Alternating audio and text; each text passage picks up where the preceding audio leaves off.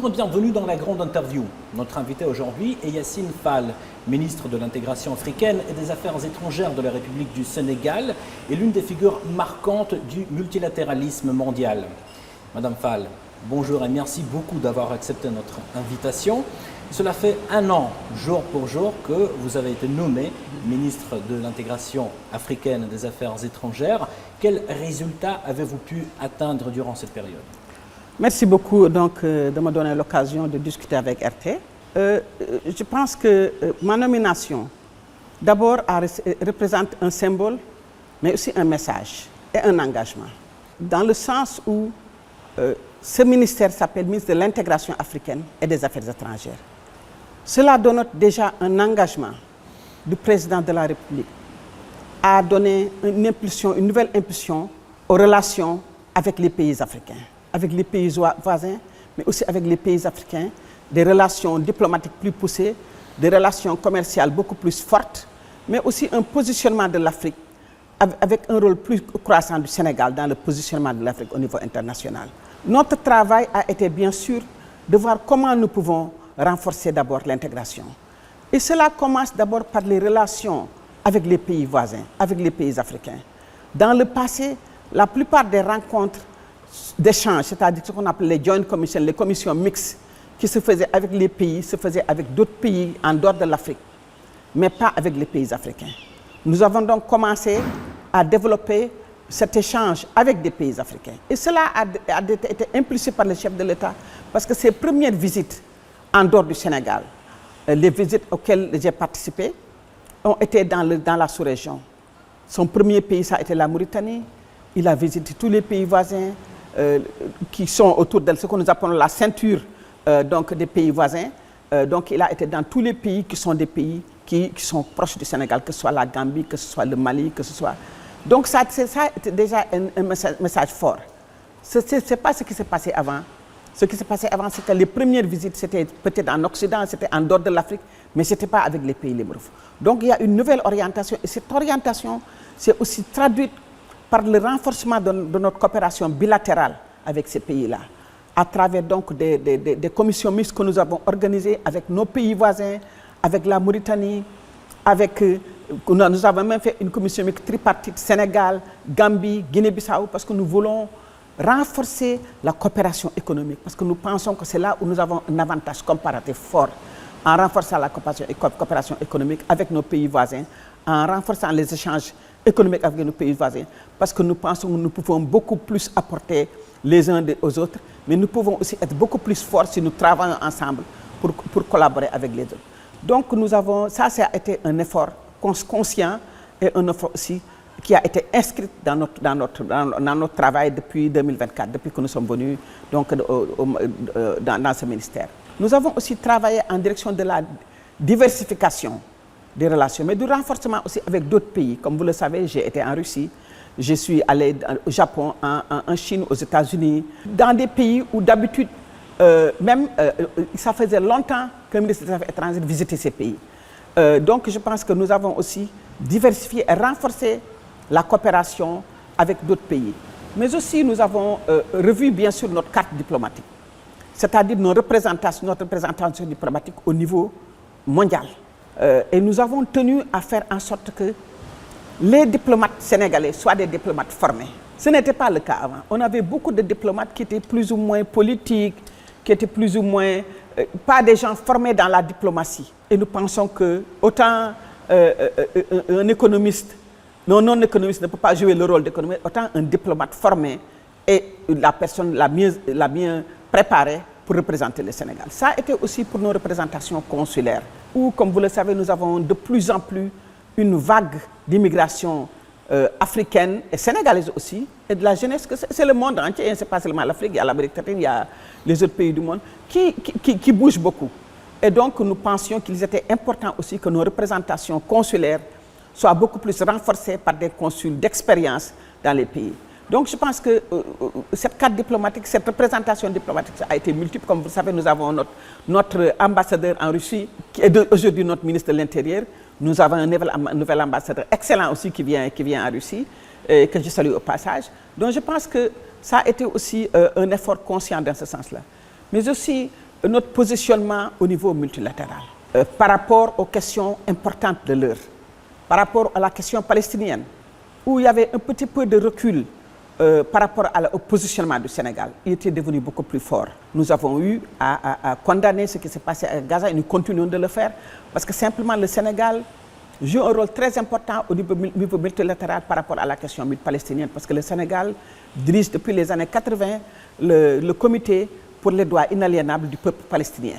Et cela demande aussi une position plus forte en solidarité avec le peuple palestinien et aussi une position plus forte pour l'appel à la paix, qu'il y ait un État palestinien fort vivant à côté d'un État israélien en paix. Donc ça a été aussi une position. Le Sénégal a aussi, nous avons aussi renforcé notre position au niveau africain. Comme vous le savez, nous vivons une crise dans le Sahel, mais aussi dans la région ouest-africaine. Et notre président de la République a été sélectionné par ses pairs pour aller discuter avec nos frères des pays du Sahel pour voir dans quelle mesure nous pouvons... la famille, la CEDEAO c'est une famille. Et la famille, il y a souvent des soubresauts dans une famille. Mais bon, trouver quand même les moyens de revenir à la raison, de reconnaître les erreurs des uns et des autres. Et il y a eu des erreurs qui ont été faites aussi contre les pays du Sahel. Et reconnaître aussi que nous serons plus forts ensemble. Nous serons plus forts unis. Mais voir aussi comment les pays, en tant que pays souverains, peuvent prendre leurs propres décisions et qu'on les respecte. Mais qu'on continue cette collaboration, qu'on continue cette solidarité régionale, parce que nous ne pouvons pas déménager. Nous sommes les mêmes peuples, nous avons la même histoire, nous sommes liés par les liens de sang, donc nous sommes obligés d'être unis et de travailler ensemble. Ce dont vous parlez, c'est une réforme très profonde de la diplomatie sénégalaise, n'est-ce pas?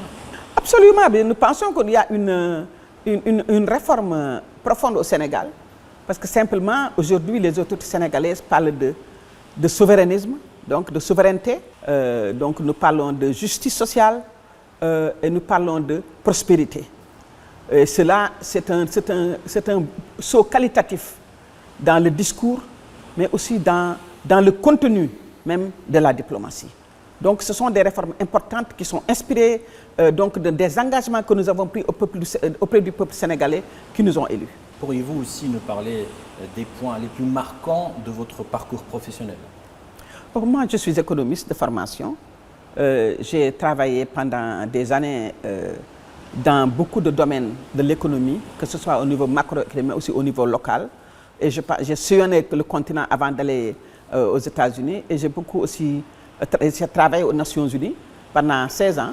Et durant ces 16 ans, 13 ans à New York, où j'ai beaucoup travaillé au niveau mondial. Donc, je connais bien toutes les régions du monde, que ce soit l'Amérique latine, que ce soit l'Asie. Et aussi, je pense que cet élan de vouloir rentrer en politique m'a été inspiré aussi par le fait d'avoir visité des pays qui étaient moins nantis sur le plan des ressources que le Sénégal, moins nantis que beaucoup de pays africains, et voir le niveau de développement, le niveau d'avancement de ces pays-là. Et c'est pour cela aussi que je me suis dit que c'était possible de changer le Sénégal, de le développer et de le positionner au niveau africain et mondial. Et c'est pour cela aussi que je pense que mon rôle est très crucial dans l'effort que le gouvernement est en train de mettre en œuvre pour mettre en pied un État souverain, juste et prospère. Quel regard portez-vous sur les relations bilatérales entre le Sénégal et la Russie?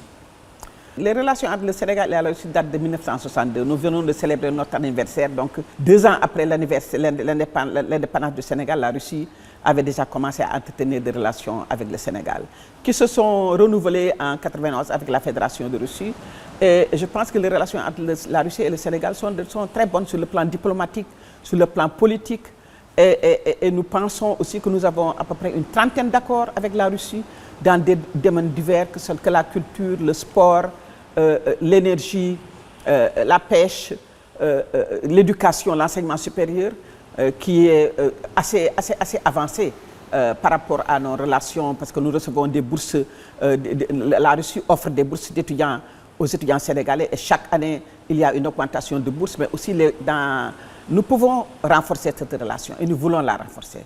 Et je pense que si nous on va un petit peu rentrer sur les détails de ma visite en Russie et ce que ça a pu donner par rapport aux relations entre la Russie et le Sénégal et comment nous pouvons les renforcer. Effectivement, c'était ma Suivante question sur votre visite en Russie. Comment s'est-elle déroulée? Excellente visite. Je pense que j'ai été invité par mon homologue, le ministre des Affaires étrangères Lavrov, et ça a été une visite courte mais très riche, très bien organisée, très bien planifiée. D'abord, par rapport au temps très court, ce que j'ai visité l'université de l'amitié des peuples Patrice Lumumba, et j'ai revisité les étudiants sénégalais qui étaient là-bas, qui étaient vraiment qui étudiaient dans des domaines très pointus, dans le domaine énergétique, dans le domaine de la physique nucléaire, et qui sont très bien installés et traités en Russie. J'ai même pu, durant ma visite, retrouver un étudiant qui était sans bourse et qui était presque sur le point d'être expulsé. Et la Russie, séance tenante, lui a donné une bourse entière. Et je remercie vraiment l'université et les autorités russes pour ce geste très généreux pour cet étudiant qui a pu bénéficier d'une bourse alors qu'il n'était pas dans le programme. Nous pensons que nous pouvons renforcer, surtout que le Sénégal aujourd'hui est un pays qui est dans l'exploitation pétrolière et minière et gazière. Nous pouvons renforcer donc les échanges dans ce domaine-là. Et nous en avons discuté. Et la Russie, les universités russes sont très prêtes à recueillir des étudiants sénégalais. Et aussi la discussion avec mon homologue Lavrov, que je salue au passage, a porté aussi sur la possibilité d'augmenter le nombre de bourses. Ma visite nous a aussi permis, parce qu'aujourd'hui nous parlons du Sénégal, un pays souverain. Et dans cette quête de souveraineté, nous travaillons beaucoup dans l'énergie pour que nous puissions transformer nos ressources pétrolières et gazières, nos ressources multiples dans le domaine de l'agriculture, pour qu'on puisse mettre en place un processus d'industrialisation réel. Et nous pensons que nous pouvons beaucoup échanger avec la Russie, avec son expérience dans le domaine pétrolier et gazier. Nous avons aussi, durant ma visite, pu avoir renforcé la discussion par rapport au commerce. Parce qu'aujourd'hui, le Sénégal importe beaucoup de blé pour la production, ici, en tant qu'intrant dans la production alimentaire. Et nous avons pu obtenir de renforcer les accords et les contrats et la possibilité pour le Sénégal d'importer directement de la Russie du blé, mais d'importer directement de la Russie des hydrocarbures, du pétrole, mais aussi d'importer de l'engrais. Parce que le Sénégal a un programme très ambitieux de développement de l'agriculture. Nous avons des potentialités agricoles inexploitées par rapport donc, à l'irrigation, mais par rapport à l'élargissement de la couverture même agricole, c'est-à-dire de superficie agricole au Sénégal, la diversification de l'agriculture. Donc l'accord avec la Russie portant sur l'exportation directe d'engrais, mais aussi portant sur l'importation directe de céréales, en attendant que le Sénégal puisse lui-même, en tant qu'État souverain, produire ses propres céréales et en exporter. Nous avons beaucoup apprécié cela. Et les ministères sectoriels, après ma visite, ont pu discuter avec l'ambassade de Russie, mais aussi avec d'autres ministères, d'autres organisations et des entreprises privées en Russie qui sont en train de discuter comment nous pouvons avoir des prix beaucoup moins chers pour acheter les hydrocarbures, pour acheter le blé et pour acheter donc les engrais. Donc je pense que ça a été une visite très positive et une visite qui renforce encore une fois les relations entre la Russie et le Sénégal. Et je pense que vous avez ici un excellent ambassadeur qui est en train de faire un excellent travail avec les ministères sectoriels pour vraiment matérialiser les résultats de cette mission. Si je ne me trompe pas, vous avez aussi convenu de créer une commission intergouvernementale sur les liens économiques en fait. Où en est-on actuellement? Alors, vous voyez, cette commission gouvernementale n'a pas eu lieu depuis bien longtemps.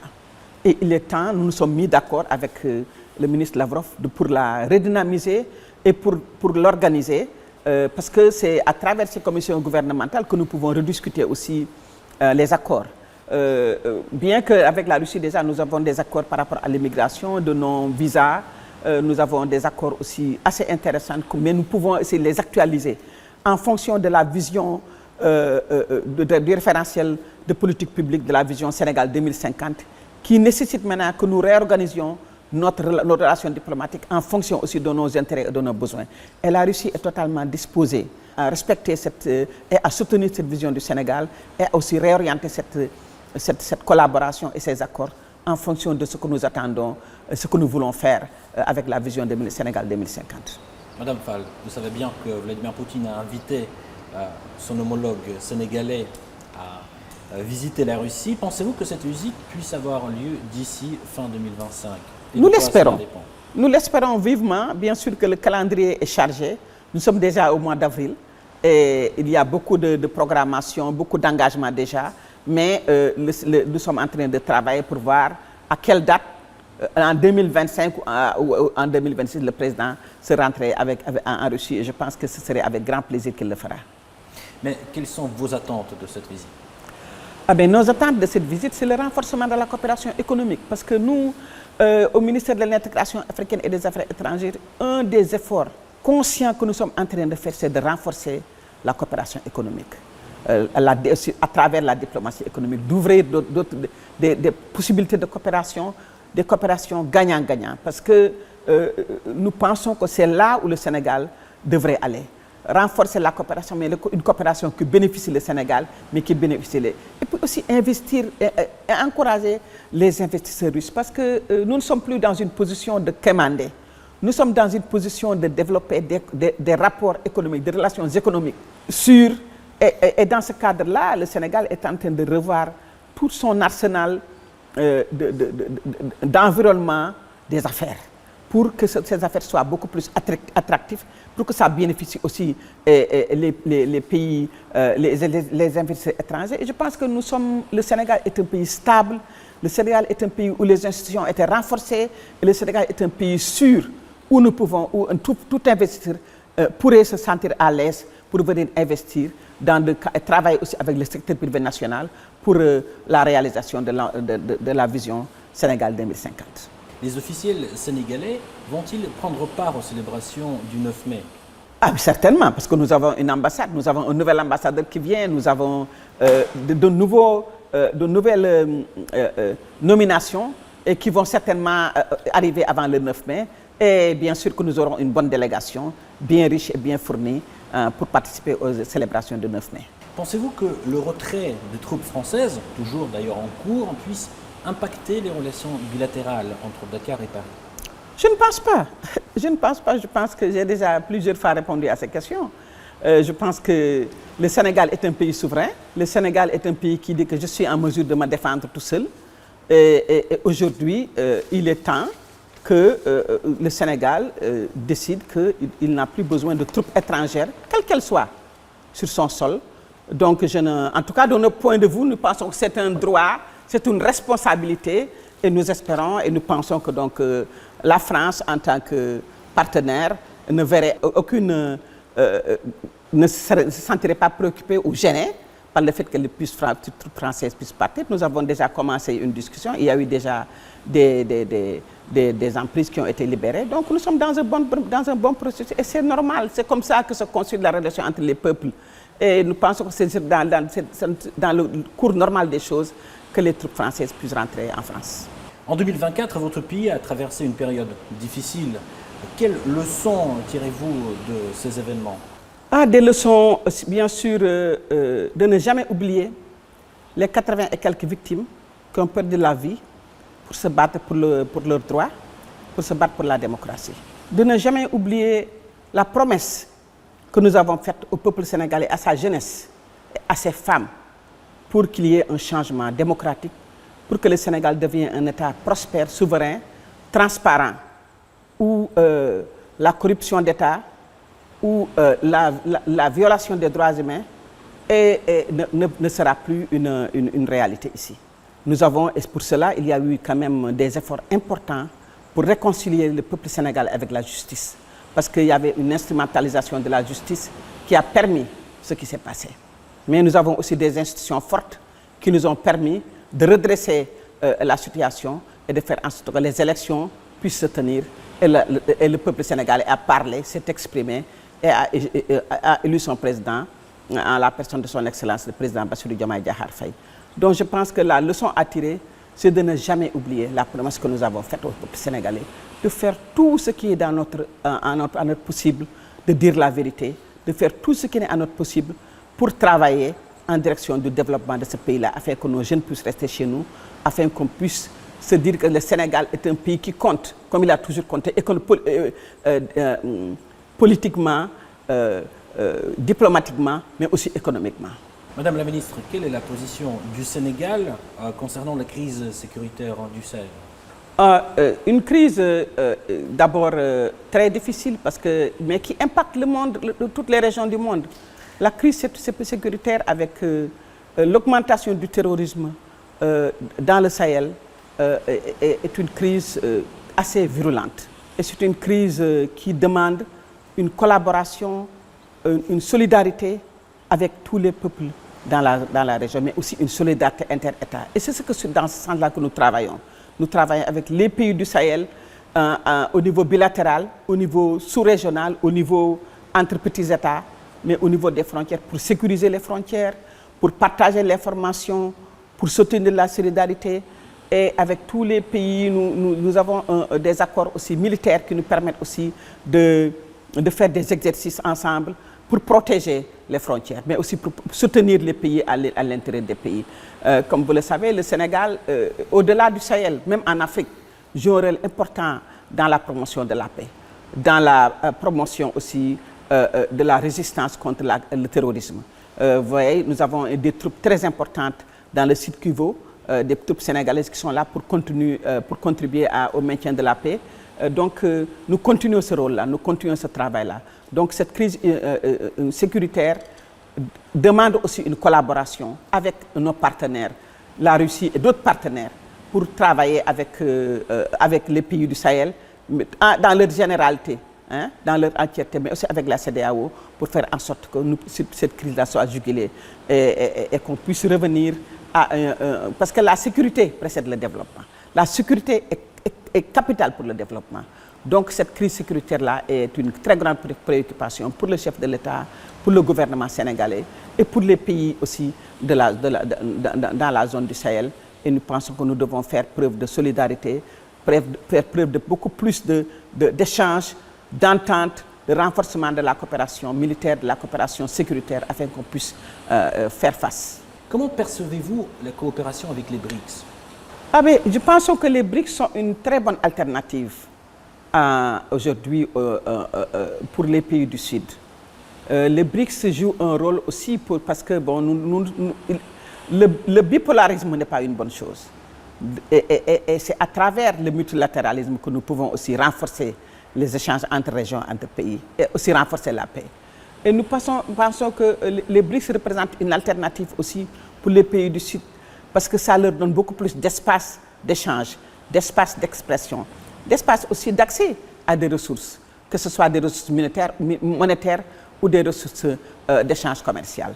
Le Sénégal fait partie des pays qui ont apprécié la création des BRICS et qui sont aussi en pourparlers pour pouvoir certainement un jour faire partie des BRICS. Nous pensons que le Sénégal a quelque chose à apporter aux BRICS par rapport à sa stabilité, par rapport à ses ressources, par rapport à cet élan de développement industriel que nous voulons mettre en place et que donc le Sénégal a un rôle à jouer aussi au niveau des BRICS. Quelle est la vision du Sénégal à l'égard de la réforme de l'ONU? La vision du Sénégal, c'est aussi la vision de l'Union africaine.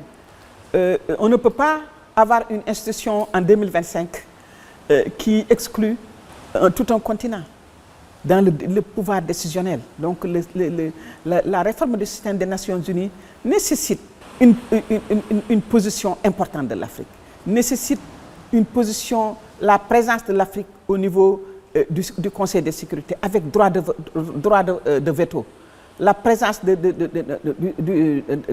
l'Afrique avec aussi une position avec non-droit de veto. Nous demandons 4 positions, 2 avec droit de veto et 2 avec sans droit de veto.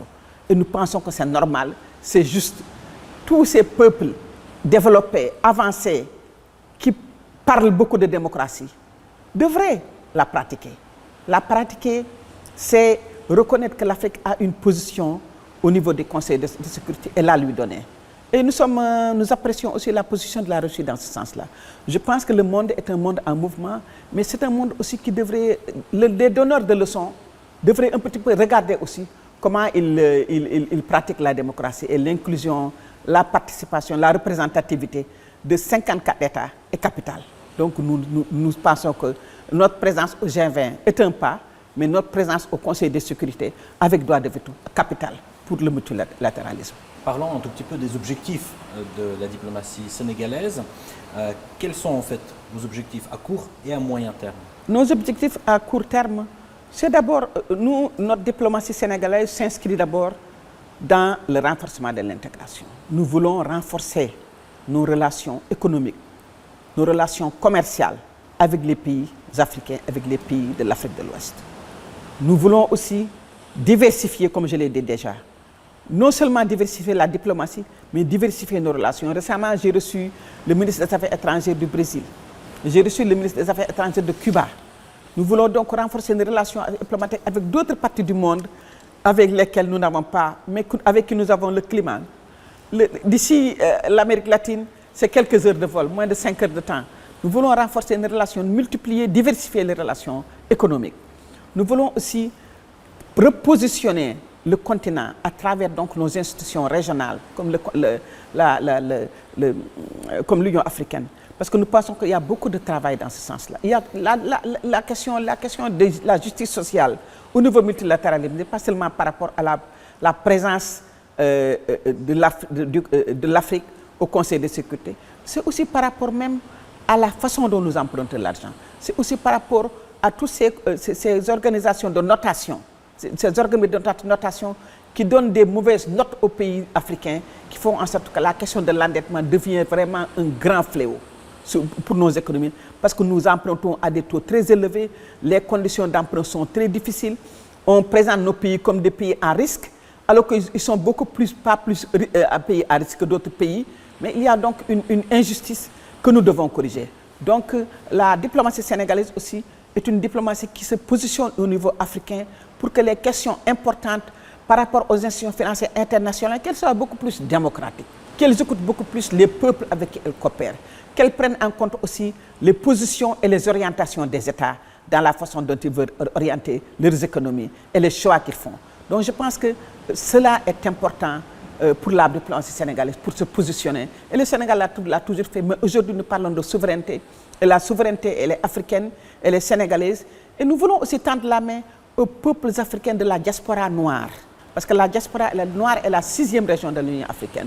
Donc nous voulons faire appel à la diaspora noire dans les Antilles, à la diaspora noire dans les Amériques, en Amérique du Sud. Parce que ce sont nos frères et nos sœurs. Et nous pouvons faire beaucoup de choses ensemble. La position de la diplomatie sénégalaise aussi, c'est une diplomatie qui travaille sur la technologie. Nous venons de lancer le New Deal technologique. Donc toute la question de la digitalisation, et je pense qu'il y a beaucoup de choses que nous pouvons faire avec la Russie dans ce sens-là, rentre carrément dans le travail aussi que nous voulons faire par rapport à la diplomatie sénégalaise. Donc c'est une très grande avenue, c'est un énorme chantier, mais un chantier qui est livrable. Nous pensons que c'est quelque chose que nous pouvons réaliser. Nous travaillons à bras le corps pour le réaliser. Madame Fall, merci beaucoup pour cet échange très intéressant et très enrichissant. Je rappelle, c'était Yacine Fall, ministre de l'Intégration africaine et des Affaires étrangères de la République du Sénégal. Merci encore. Merci beaucoup d'être venu. Merci beaucoup et bonne chance et à bientôt. Merci.